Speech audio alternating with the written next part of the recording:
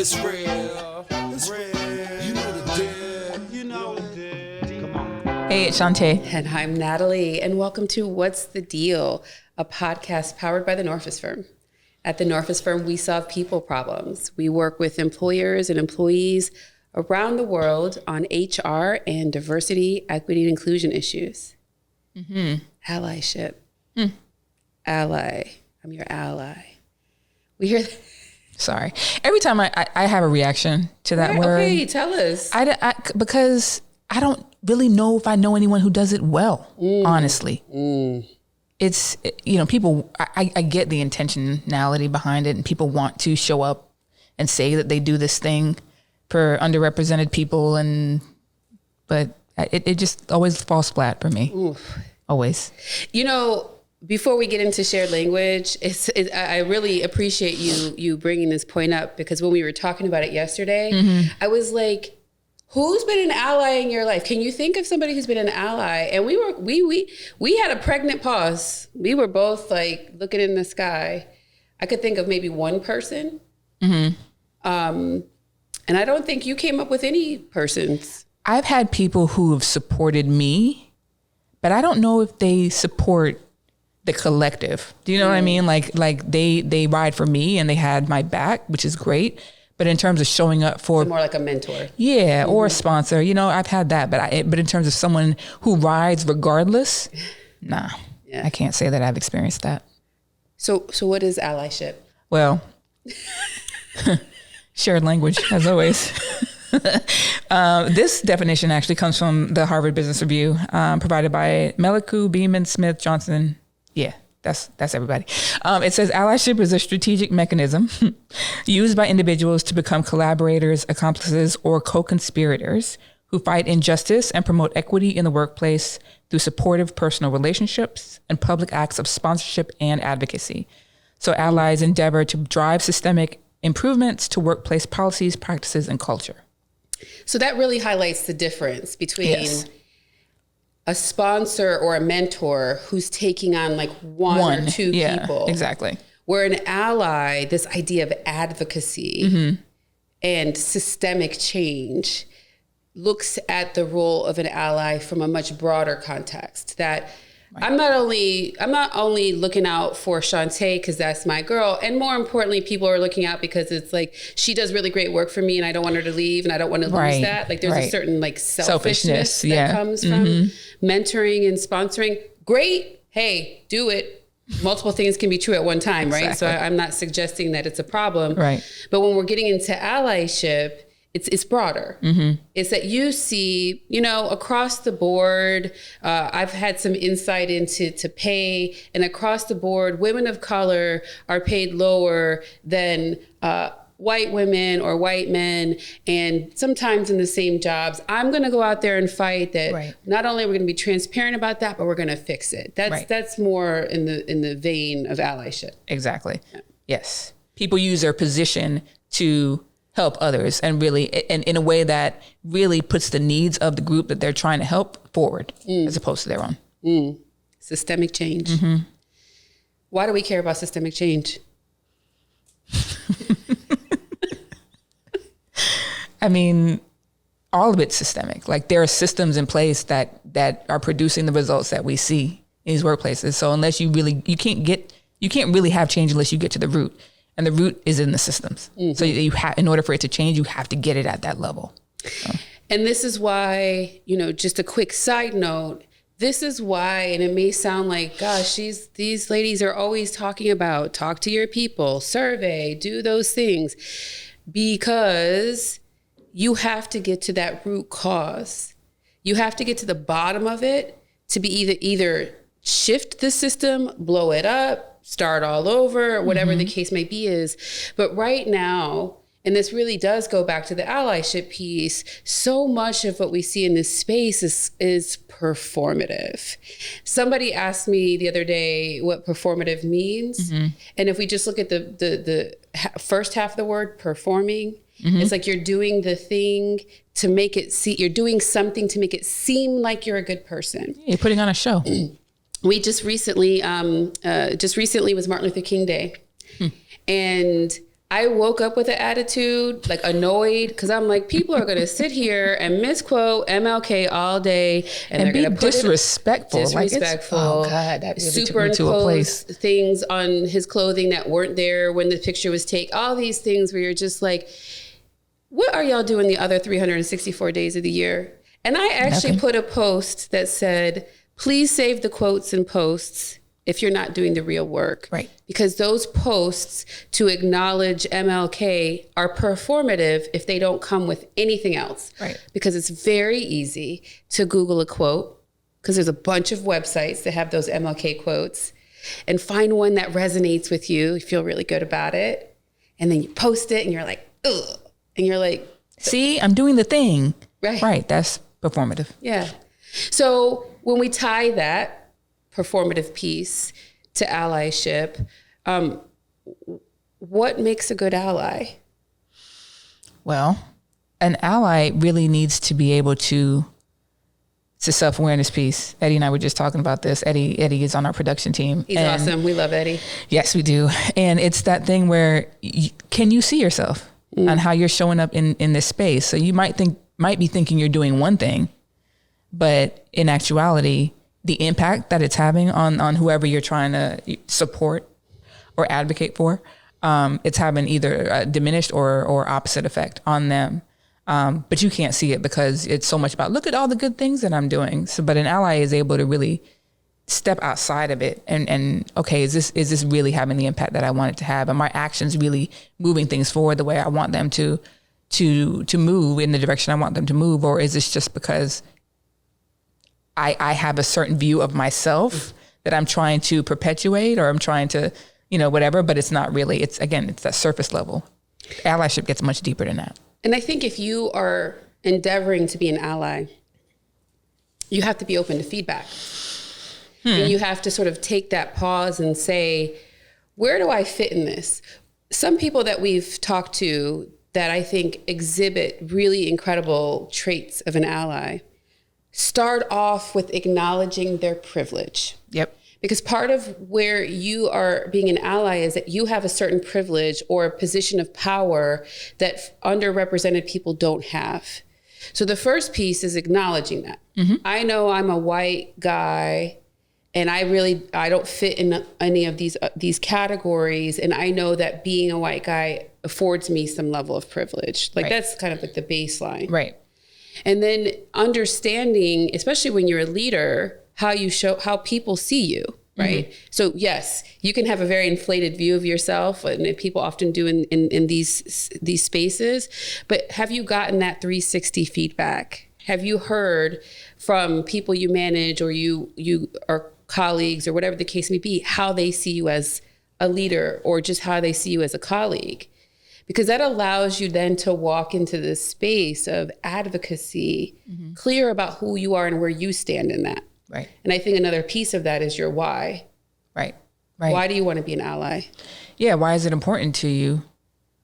It's great because you were actually speaking to someone recently who, to me, I don't have any connection to this person, but just in how they were speaking about being an ally, it sounded like they get it.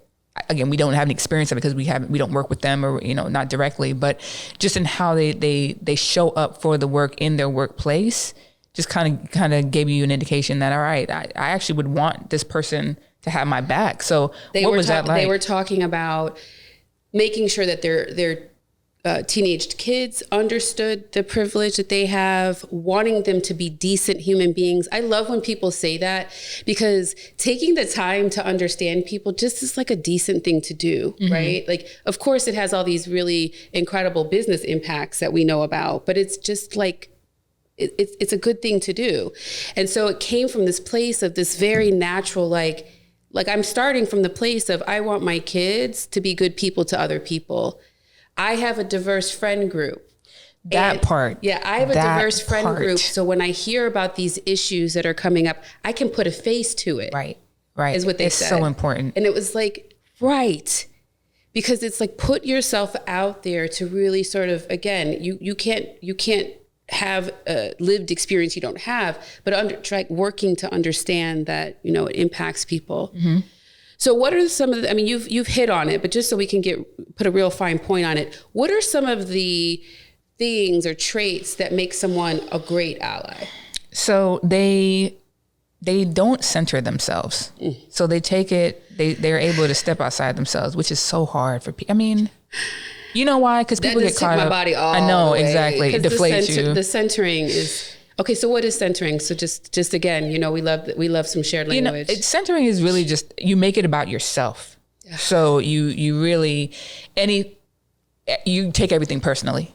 And, we love Don Miguel Ruiz's book, The Four Agreements. And part of that is, one of them is don't take things personally and don't make assumptions is another part of that. And everything that's said is you end up taking it personally, or the actions that you take are ending up putting you at the center of whatever it is. So we've had that happen in a couple of instances. So there have been instances where you talk about white privilege, right? That being a white person in this country affords you certain privilege, and how that can impact groups of color. And then you'll have a white person say, I grew up poor, I didn't have an easy life. And it's sort of this idea that the concepts are mutually exclusive, but they aren't, right?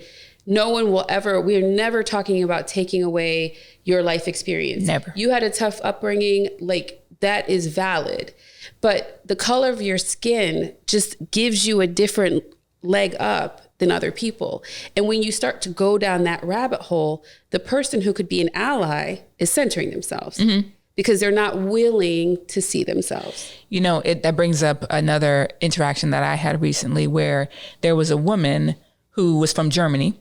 She'd immigrated to this country and she was heading an HR function and was working with one of her colleagues. The colleague was very big into this diversity, equity, and inclusion work. And you could tell that this woman it was uncomfortable with it. And she was like, well, I just want, I hate that we even have to talk about this. People are just people, all this and that and the third. But it's like, okay, I get it. Yes. And, in order to really understand that, to create that thing that you're trying to create, you got to understand the historical significance of certain things and the systemic things that arise. You moved here. It's different here. Right. It's different here in the United States. So you really need to get to that point because she also, in the other side of that, said that she does want to create equitable, situations in her organization. She does want opportunities for people, but it's this disconnect between being able to see herself and her privilege in how she shows up as someone from Germany. She's a white woman, just so we're clear, like how she shows up and how that could sometimes hinder her or not even produce the result she wants. It's facing your internal resistance. If someone is saying to you, and I see this because again, I talk about this a lot. On controversial posts, I love to read the comments because I really like to understand both sides. Yeah. What are the different viewpoints? I mean, I have an opinion, but what are the different viewpoints people have? And there was recently an article in the New York Times that was a static on Instagram where they had the summary of the fact that, Black real estate agents, under earn as compared to white real estate agents was the premise. And you're looking in the comments and someone's like, why do we always have to talk about Black people? Us, South Asian people, we also, suffer discrimination. And then you start to see the back and forth of that historical context. And it's this idea where this country was founded on sort of inequity toward Black Americans. So you do hear about it a lot because it hasn't changed. So I think in the reality, so then it's like when you're in that situation of going back and forth and you feel yourself, well, what about me? Or what about this group? And why do we have to keep talking about this? It's sort of like pause and really assess, what are you resisting? Right. What is it that is making this so offensive to you? Right? Do you have enough facts to understand why this is or isn't an issue? To me, it's that pause that we always talk about. And again, setting yourself up to be an ally is understanding the root cause or the source of the issues that you're advocating for. That's really what it boils down to. And so if you're feeling yourself like, ugh, that is like, okay, pause, right? What are you resisting? And what are you really trying to accomplish here? Right. And so I think, again, if we're just thinking, okay, what makes a good ally? I think another point of it is just curiosity. You don't have all the answers. Correct. You don't know, to the point you don't have the lived experience of someone else. So how do you even know what the help is? Like, what kind of help you need? Right. Yeah. How do you know that unless you actually open yourself up to those perspectives and talking to those people is already plural. Yep. And just really getting into their world, you know? And so I think, again, tying that back, okay, allyship is important because there are people who have privilege.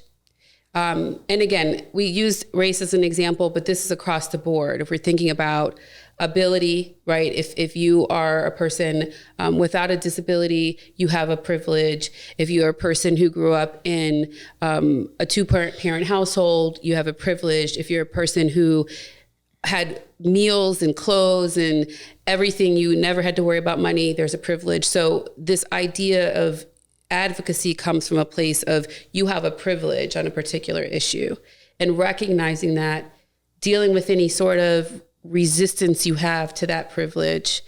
And then you started to touch on this point of talking to people. Mm-hmm. Being a good ally includes asking people what they want and what they need as support. Do we see that enough? No.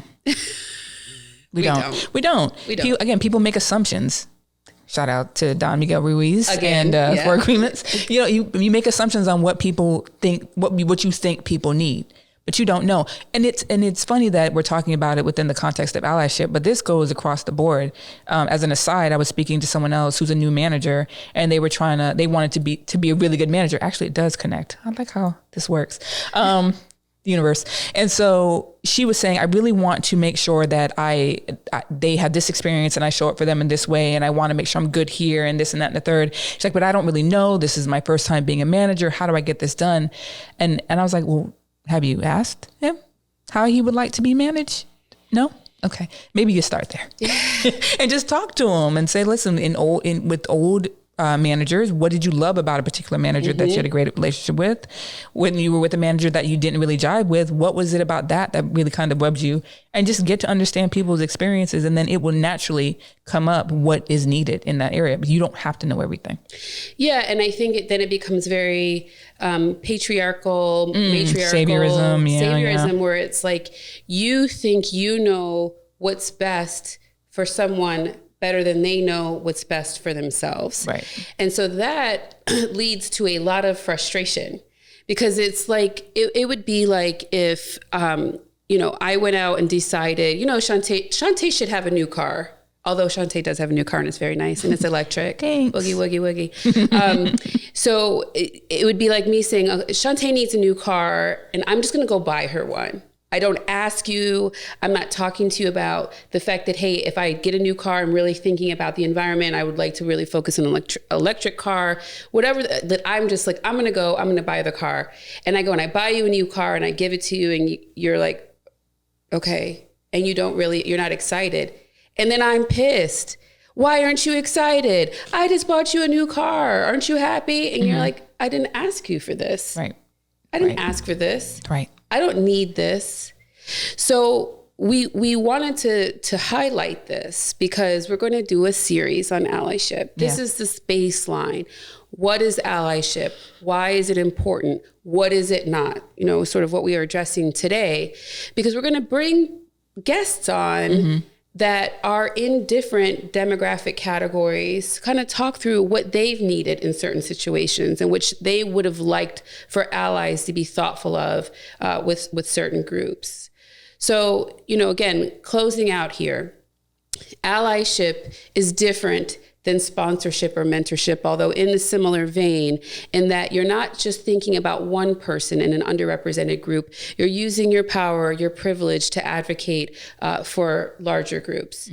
To be a strong ally, you have to start off with understanding your own personal privilege and why you might be a prime person to advocate on a particular issue.